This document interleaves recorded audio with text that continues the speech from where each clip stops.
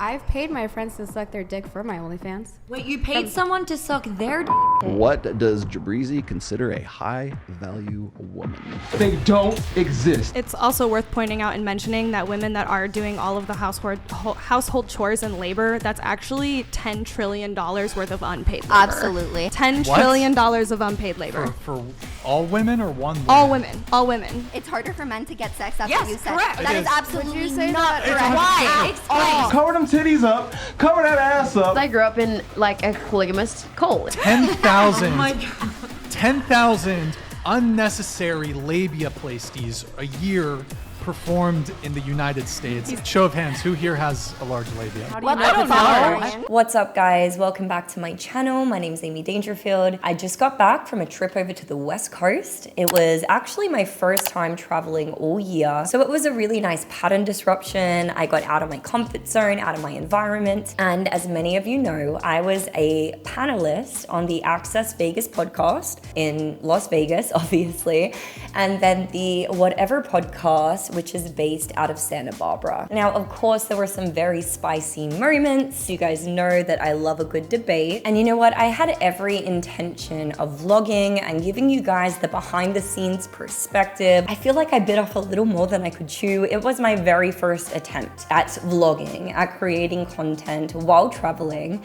And, you know, it went okay, aside from the fact that the very first day that I was there, I actually broke my tripod. Well, listen, I didn't actually break it, but I broke one of the pieces. In fact, the most important piece that actually connects the camera to the tripod in the first place. Although I will say that I did figure out a very interesting hack. Turns out that a lot of lamps, when you unscrew the top and you remove the shade, the screw that will be just above the light bulb is actually the perfect size for a camera. And then bonus feature, you get to use the light bulb as a ring light. So the journey obviously started with Access Vegas. Both Roller and Michael are so knowledgeable on the subject of evolutionary psychology. This is something that I was already so passionate about before even entering into this space, not so much as it pertains to the intersex dynamics, but more so psychology in general. Our brain chemicals, our brain structure, the way our brain has evolved over time, but even more importantly, the way it hasn't evolved over time. Now, one of the topics discussed on this panel was the definition of a high-value woman. We had Jabrizi making the contention that a high-value woman doesn't actually exist. What does Jabrizi consider a high-value woman? They don't exist. Every woman I've ever met that said they're smart, I promise to God, PhDs, doctors. They're stupid. Act fucking stupid. Like, so at that point, I was highly Agreed. convinced there's no such thing as a high-value woman. Okay, but Doesn't you exist. Look at Elon Musk. He owns like what, 4 companies, and he has like the time to like tweet on Twitter and stuff like this. Yeah. But like women will make every fucking Love you, excuse Elon. like that they can't do some shit. Bitches be acting like they busy. I am busy. Bitch, you not busy. And my views on that is that perhaps he is correct if we're speaking from the dichotomy of a high-value man. I actually Bingo. agree with you. I like that. For the most part, I kind of think that a high-value woman doesn't exist when we look at it from the dichotomy of like a high-value man. Reason being is because I think a high-value woman is a woman who lands a high-value man and a woman who's able to support a high-value man. I think that's what it comes down to, because you look at the definition of high value for men and it cannot be equally applied to women, because the markers for it are, when we look at, you know, evolutionary psychology and gender roles and what actually makes women happy and fulfilled and makes them the best version of themselves, it's not the same metrics that men use to become a high value man. So for me, I agree with you. I don't think it exists. I think a high-value woman is a woman who lands a high-value man. Rollo and Michael actually had a debate with none other than Destiny and Sneeko about what actually constitutes a high-value man. And even from other ends of the political and ideological spectrum, they were able to come to some type of a consensus. And generally speaking, that consensus was over 120K per year, relative to where you live, right? It's going to be very different if you make 120K in New York versus the Midwest, for example. Also the ability to be able to disperse resources and your influence that you have over other people. There were many other components as well, but if we're sticking to these main three as the example, I don't think you could equally apply that to women and dictate whether or not they are high value. Women have no idea most of the time what men want when it comes to seeking their ideal partner. That is a woman who is feminine, that is a woman who is able to prioritize family, bring him peace and respect, someone who wouldn't disparage him publicly. And that's what I was referring to specifically when I was responding to Jabrizi. There are so many other points that I would love to dive into from this podcast, but I feel like I wouldn't be giving it the justice it deserves. When it comes to evolutionary psychology, each one of these topics could be a whole video in and of itself. And so in the upcoming weeks, I'm gonna give you guys a complete breakdown of the main subject points that were touched on during this podcast and maybe a couple of others as well, because it is a subject that I am so fascinated by and definitely something that I really want to include more on this channel. So next up on the trip was the Whatever podcast. And this is a podcast that I had been watching from the sidelines for several months. Definitely one of my guilty pleasures. Oftentimes they don't get into the deeper topics. It can be a little bit surface level, at least that was my perception going into it. But there was one conversation in particular that we got into that was particularly interesting regarding men's versus women's preferences. And some of the girls made the assertion that it was predatory for men to have the preference of dating younger women. I'm talking about men that specifically are like, oh, I want an 18 to 20-year-old when they're like 35 to 40 years old. What do you have in common with an 18-year-old? You don't think that there's any attraction triggers in both sexes that have an evolutionary or biological basis? No. None? I mean, sure, a little, but I don't think that a 35-year-old man has anything in common with an 18-year-old, and I think it's sick. Why would that be? Well, you're using the most extreme that you could use without going into like. Well, I'm not. Point, I'm not talking about 25-year-old men dating. What about a 20-year-old women? 31-year-old. What about 31-year-old with a 21-year-old? I mean, I don't necessarily see I think if he's specifically saying I will only date women under 23 years old, then yeah, sure, we can talk about that example. But I mean, if it's just like a relationship that happened naturally, but I'm talking about the men that are specifically like, I'll only date younger women because they will let me do whatever I want. And that's not what they say. I mean, that's a straw man of the reasons why men prefer younger women. But. No, but I'm talking about a specific example. I think that we hear all the time. Yeah. I'm reading this book. It's called The Naked Ape, and it basically just speaks on like Darwin's theory of evolution. And if we're speaking about, going back to our roots, men do gravitate towards younger women because they have more so of an ability to birth children for them. So if we're talking about like evolutionary things, right? Exactly. Yeah. But their eggs aren't even swimming. If it's like a really old guy, like Leonardo DiCaprio, for example, his eggs aren't really good. But so most men go through their prime, right? Sorry. Most men peak, their sexual market value peaks in their 30s, and for women it peaks ages 18 to 25, right? So that's the disparity that we're talking about here. It's got nothing to do with being predatory, but exactly what you said and what you said. It comes back to evolutionary psychology and biology. For sure, there's some outliers that are weirdos and creeps, but the exception doesn't make the rule.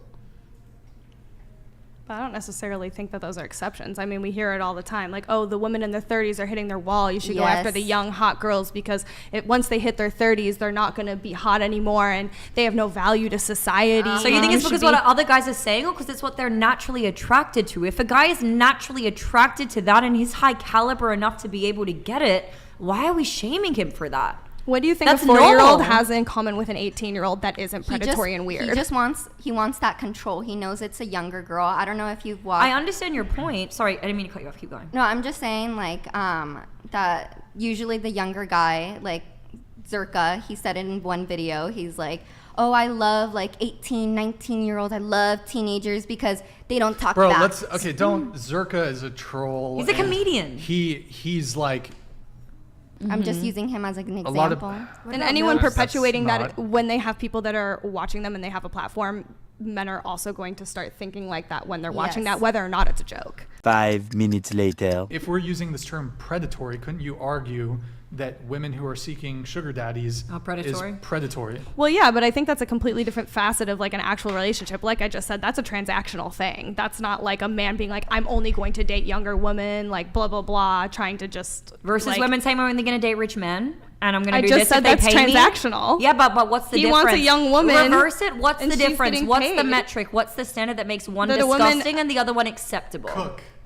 Because she's Just asking. It's a genuine because question. she's thing. seeking out Yeah. the relationship. It's a transactional relationship. It's not a and man he's- going after a woman based on inexperience. And he's seeking out a relationship too, and maybe he wants a woman who's younger, who's had number one less bodies. Because let's keep it real, the older a woman gets, the more bodies she's had. And what problem? Purity What is problem valued. is that? Purity is valued. So in do you think literally that every man single has to be culture, pure as every well? single religion. Would No, you- because men and women are different, and men have to work really hard to get sex. Women Oh my God. Men do not have to For work men really to hard have to a get high sex, body girl. count, they need to work on themselves. They need to work really hard on themselves in order to attract a high number of women. That is- For women, an average-looking woman, an ugly woman, in fact, would walk out of here and go get fucked. No, that is Whenever not the fuck she true. wanted. That Yes, is she not could. true. Say That that, is then not you're true. delusional. That's not true. Simmer You're down. wrong. Simmer down because I can barely even hear my You thoughts. are simply wrong. Ultimately, this makes sense from a biological perspective. When a woman is younger, naturally she's going to have a smaller body count. Oftentimes, the things that are most jarring to us, the things that hurt us the most,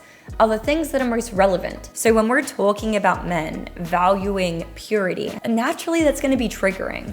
But at the end of the day, you can look at every single culture throughout humanity, every single religion, and this is a value that is highly pedestalized.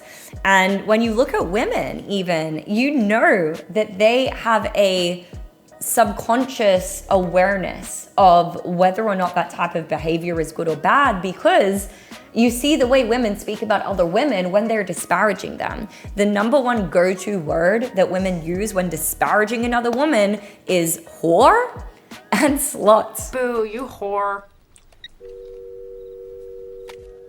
So subconsciously, we know, we're very, very aware that it's a bad thing. There are obviously many, many other topics that came up during this nearly 7-hour episode. Overall, it was an incredible podcast. My brain wasn't really that melted by the end. I still had a really, really good time. And for anybody who watched down to like the last 30 minutes, you saw that Brian actually made me a very interesting offer to potentially come on as the co-host of the Whatever podcast.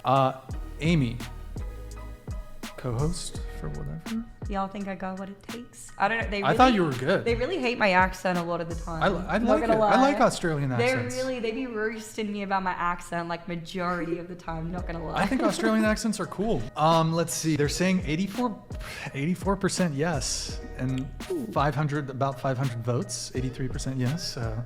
There is that. This was definitely a really big surprise to hear, and there are many, many pros and cons to this offer.